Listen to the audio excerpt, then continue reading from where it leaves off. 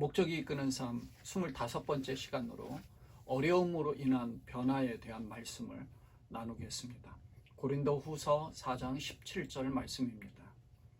우리의 잠시 받는 환난에 경한 것이 지극히 크고 영원한 영광에 중한 것을 우리에게 이루게 함이니. 아멘. 목적이 이끄는 삶을 보면 프랑스의 성자 잔느 기용 부인의 글귀 하나가 나옵니다. 고통의 불이 거룩한 금을 만든다 라는 말입니다. 기독교 교회사에서 이 잔느 기용은 자기 포기로 그리스도를 본받는 삶을 따르는 위대한 성자 중 한 분입니다.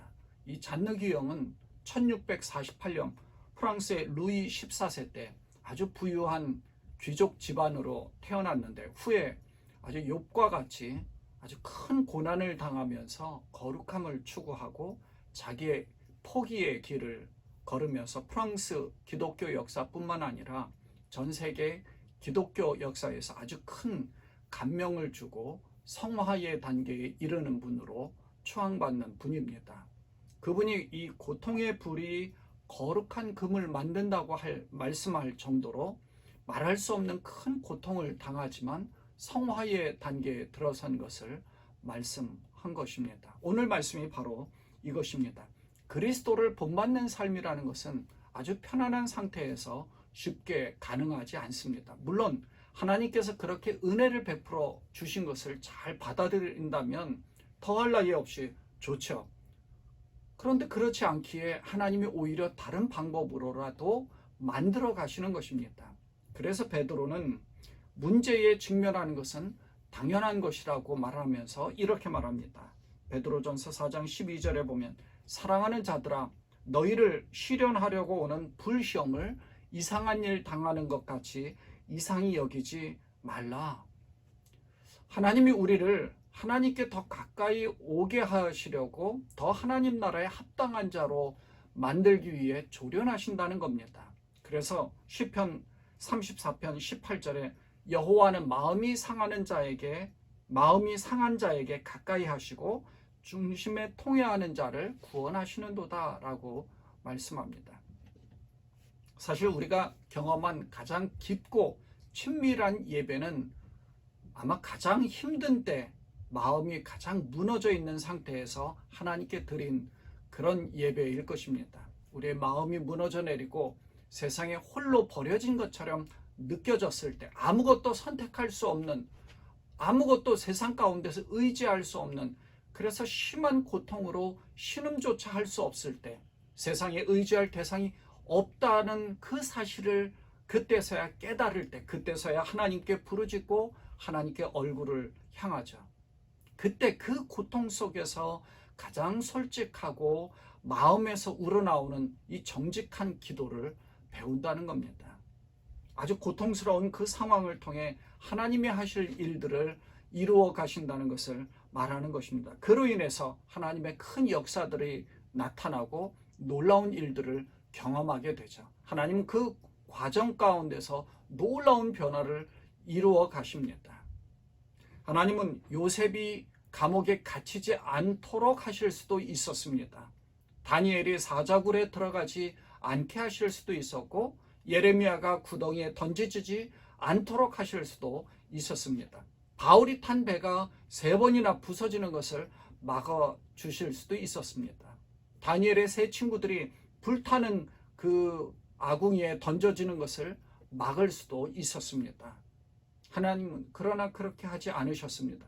그 문제들이 모두 다 일어나게 하셨고 그 결과 그들은 모두 하나님께 더 가까이 가게 되었습니다. 놀라운 일들을 경험하게 되었죠. 그 결과 엄청난 역사들이 나타난 겁니다. 하나님의 그 주권 그리고 모든 것을 통제하고 역사하시는 그것을 인정할 때, 그리고 뜻밖의 사건들은 우리를 위한 하나님의 계획하심이라는 것을 인정할 때 우리는 우연이 아니라 그것이 정말 하나님의 계획하심과 하나님의 섭리라는 것을 믿어야 한다는 겁니다. 로마서 8장 28절 29절에 보면 우리가 알거니와 하나님을 사랑하는 자 곧 그 뜻대로 부르심을 입은 자들에게는 모든 것이 합력하여 선을 이루느니라. 하나님이 미리 아신 자들로 또한 그 아들의 형상을 본받게 하기 위하여 미리 정하셨으니 이는 그로 많은 형제 중에서 맏아들이 되게 하려 하심이니라. 아멘. 이 말씀을 보면 하나님의 섭리와 계획하심 가운데 큰 어려움을 겪지만 결국 하나님이 원하시는 일들을 이루어 가신다는 사실을 말씀하는 겁니다. 우리가 잘 아는 모세는 히브리 사람이지만 애굽의 바로 왕의 그 정책으로 인해서 아기 때 죽을 뻔하다가 공주에게 입양되었고 왕자로 자라지만 결국 도망자가 되어서 광야에서 40년간 방황하는 유리하는 자가 되었었습니다. 그러나 하나님의 선택을 받고 결국 하나님의 위대한 일을 감당하시게 되었죠. 요셉은 형들의 미움을 받아서 구덩이에 던져서 죽을 뻔했습니다. 그러다가 멀리 아라비아 상인들에게 팔리게 되었고 결국은 애굽에서 살게 되면서 후에는 애굽의 보디발 장군에서 이 일이 있다가 감옥에까지 갇히게 되었었습니다. 에스더는 아주 기가 막힌 상황에 왕후 와스티가 폐위되었고 우연찮게 왕으로 세워지게 되었습니다. 그로 인해서 유다 민족을 구할 수 있게 되었죠.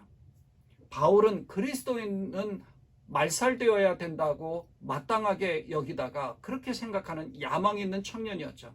그리고 그리스도인들을 도말시키기 위해서 완전히 멸절시키려고 다메섹으로 향하다가 길가에서 부활하신 예수님을 만나게 되면서 아주 귀한 기독교 교리들을 정립한 하나님 앞에 크게 쓰임받게 된 사람입니다.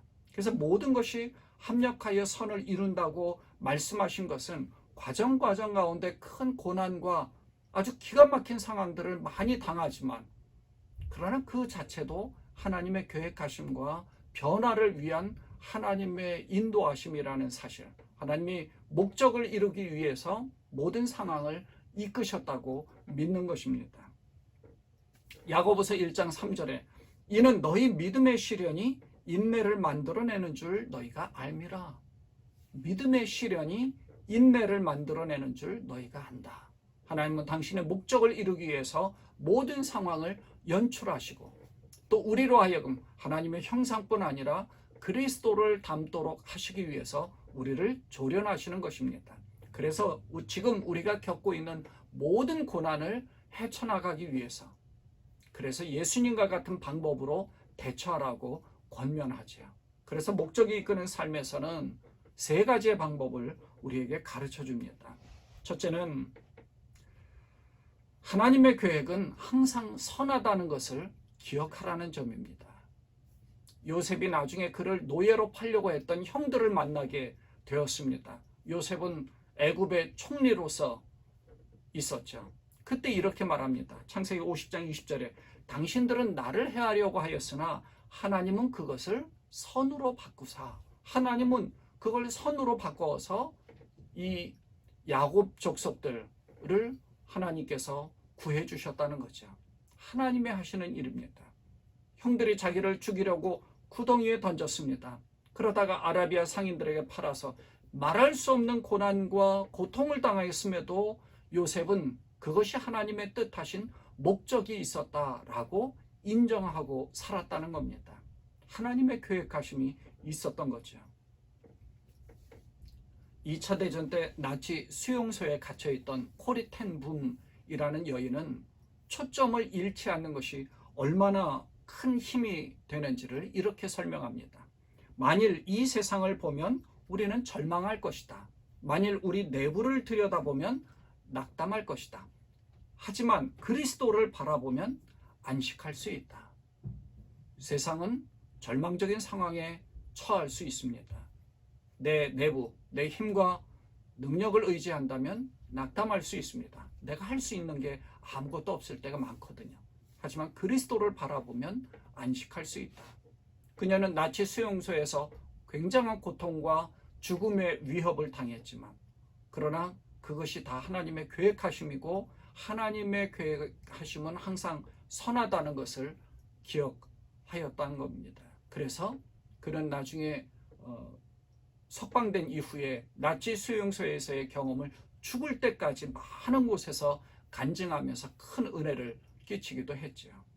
지금의 우리 고난은, 어려움은, 그리고 말할 수 없는 낙담스러운 상황들이 있다 할지라도 하나님의 계획하심과 하나님의 목적이 있다는 사실을 믿어야 한다는 겁니다. 둘째, 기뻐하며 하나님께 감사를 드리라. 데살로니가전서 5장 18절에는 범사에 감사하라. 이는 그리스도 예수 안에서 너희를 향하신 하나님의 뜻이니라 라고 말씀합니다. 하나님이 우리에게 모든 상황에서 감사하라고 말씀하신 것이지, 모든 상황에 대해 감사하라고 하신 것이 아닙니다. 하나님이 고통스러운 상황을 주신 것을 어떻게 감사할 수 있겠습니까? 지금 그 상황은 굉장히 어려운데요. 그건 결과일 뿐입니다. 하지만 그 상황 가운데에서 하나님 앞에 감사한다면 하나님은 그 상황을 이겨낼 수 있는 힘을 주실 것이고, 그로 인해서 더 성숙해지면서 더 큰 변화를 가져올 수 있다는 것을 말씀한 겁니다. 그래서 박해를 받고 배척을 당하는, 어려움을 당하는 상황 가운데서도 주님으로 인해서 기뻐한다면 하늘의 상이 크다라고 말씀한 겁니다. 누가복음 6장 23절에 예수님은 그날에 기뻐하고 뛰놀라, 하늘에서 너희 상이 큼이라. 우리가 고난 가운데 있을 때에도 주님은 함께 하십니다. 하나님이 주시는 그 고난이 아니라 우리의 욕심으로 인한 결과로 그런 일들을 당하게 되는 거죠. 욕심이 잉태한 즉 죄를 낳고, 죄가 장성한 즉 사망을 낳는다라고 말씀하지 않습니까? 그러니까 그 욕심으로 인해서 고난에 빠져드는 것이지, 하나님이 원하시는 것은 고난이 아닙니다. 그러므로 우리가 어떤 상황에 처한다 하더라도 하나님이 함께 하신다는 사실을 기억하고, 주님이 함께 하신다는 사실을 기뻐하고 감사해야 합니다. 그럴 때 주님은 우리의 모든 상황을 이겨낼 수 있는 힘과 능력을 주시는 것이죠. 때로는 감사일기를 쓰거나 또 때로는 감사 노트를 기록하면서 어떤 상황일지라도 감사하면서 주님의 그 큰 뜻을 깨닫게 될 것입니다. 그러면 그 상황 가운데서 그걸 이겨내죠. 그리고 하나님께서 하시는 목적이 무엇인가를 깨닫게 됩니다. 하나님의 역사, 하나님의 계획하심, 하나님의 섭리가 무엇인지를 우리가 다 알 수 없습니다. 하지만 주님 앞에 감사하면서 그 모든 상황을 이끄시는 분이 바로 주님이시라는 사실을 인정하면서 주님께 매달릴 때, 그리고 주님께 부르짖고 주님 앞에 그 탄원하는 것으로 끝나는 것이 아니라 모든 상황에서 하나님이 모든 것을 주관하신다는 사실을 인정하면서 주님 앞에 감사할 때 그 모든 상황들은 우리가 능히 이길 수 있는 환경과 상황으로 바뀐다는 것입니다. 다윗은 그것을 시편을 통해서 우리에게 많은 것을 가르쳐주고 있죠. 모든 상황 가운데서 낙담하지 않고 좌절하지 않고 주님 앞에 기도하면서 주님이 그것을 다 이끌어 주실 것을 믿는 것입니다. 그리고 그것을 감사하는 것입니다. 하나님이 모든 것을 이끌어 주신다. 그 목적을 우리는 깨닫는 것이죠. 세 번째는 포기하지 말라는 겁니다. 인내하며 끝까지 버텨야 합니다. 야고보서 1장 3절 이후에 보면 이는 너희 믿음의 시련이 인내를 만들어내는 줄 너희가 알미라. 인내를 온전히 이루라. 이는 너희로 온전하고 구비하여 조금도 부족함이 없게 하려 함이라. 우리 삶에서 어려움을 피하거나 어려움에서 벗어나는 데에 에너지를 사용한다면 우리는 그 과정을 우회하고 성장을 지연시키면서 결국 더 심한 고통을 겪게 됩니다. 늪에 빠진 사람은 그 늪에서 자기가 헤쳐나오려고 한다면 점점 더 깊은 늪에 빠지고 맙니다. 뭔가의 도움을 받아야 되는 거죠. 누군가가 던져지는 나무 조각, 나무 가지를 붙잡고 나온다든지 밧줄을 붙잡고 나온다든지 누군가의 손을 잡아야만 나올 수 있는 겁니다. 내 스스로 늪에서는 나올 수가 없죠. 우리가 세상을 의지하는 것은 바로 그런 상황입니다. 내가 할 수 있는 것은 아무것도 없습니다. 누군가의 도움을 받아야 되는데 그 손을 잡아야, 주님의 손을 잡아야 하는 겁니다. 그래서 포기하지 말고 그냥 거기서 빠져 들어가는 것으로 끝나는 것이 아니라 주님의 손을 잡기 위해서 애를 써야 된다는 것이죠. 그러므로 지금 만일 어려움을 겪거나 고난 가운데 있다면 Why me? 왜 나입니까? 왜 나만 이런 고통을 당하고 왜 내게는 이런 일들이 자꾸 발생합니까? 왜 나만 이런 고통을 당합니까? 이런 질문을 하지 말고 내가 무엇을 배우기 원하십니까? 라고 질문하면서 하나님을 신뢰하며 옳은 일을 하는데 계속 힘써야 합니다. 내가 정말 주님으로 인하여서 주님이 내게 허락하신 이 일들로 인하여서 내가 놀라운 일들을 배워간다. 이걸 고백하는 것이죠. 히브리서 10장 36절에 보면 너희에게 인내가 필요함은 너희가 하나님의 뜻을 행한 후에 약속을 받기 위함이라 라고 말씀하고 있습니다. 포기하지 말고 절망 가운데 있는 것이 아니라 이를 통해 하나님의 규례를 배우고 이를 통해 더 하나님의 뜻을 깨닫고 그 목적을 알아간다면 그리고 더 성장해 간다면 결국은 하나님의 위대한 역사를 바라보게 될 것입니다. 나를 포기하고 세상의 욕심을 포기하고 세상을 의지하는 것이 아니라 하나님의 목적을 깨닫고 하나님의 계획하심과 하나님의 섭리와 하나님의 간섭하심, 하나님의 뜻을 깨달으면서 주님을 붙잡는다면, 주님의 손을 붙잡는다면 놀라운 이 변화를 통하여서 하나님의 영광을 받으실 뿐만 아니라 하나님이 나를 통해서 행하실 놀라운 일들을 경험하게 될 것입니다. 이러한 놀라운 일들을 경험하시는 여러분 되시기를 바랍니다. 기도하겠습니다.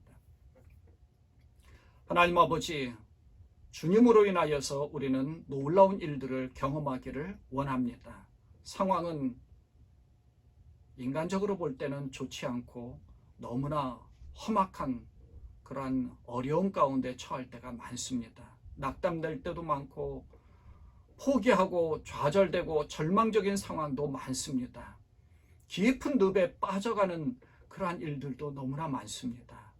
그런데 우리는 자꾸 내 힘으로 뭔가를 헤쳐나오려고 하는데 내 힘을 의지하고 상황을 의지하는 것이 아니라 세상을 의지하는 것이 아니라 주님이 내밀어 주시는 그 손을 붙잡을 수 있도록 하나님 우리를 인도해 주옵소서. 주님의 손을 꼭 잡고 주께로 나아갈 수 있도록 우리를 인도하여 주옵시고 주님이 뜻하신 그 목적을 잘 깨달을 수 있도록 하나님 우리를 인도하여 주옵소서. 우리 지금 예수님의 이름으로 간절히 기도드리옵나이다. 아멘.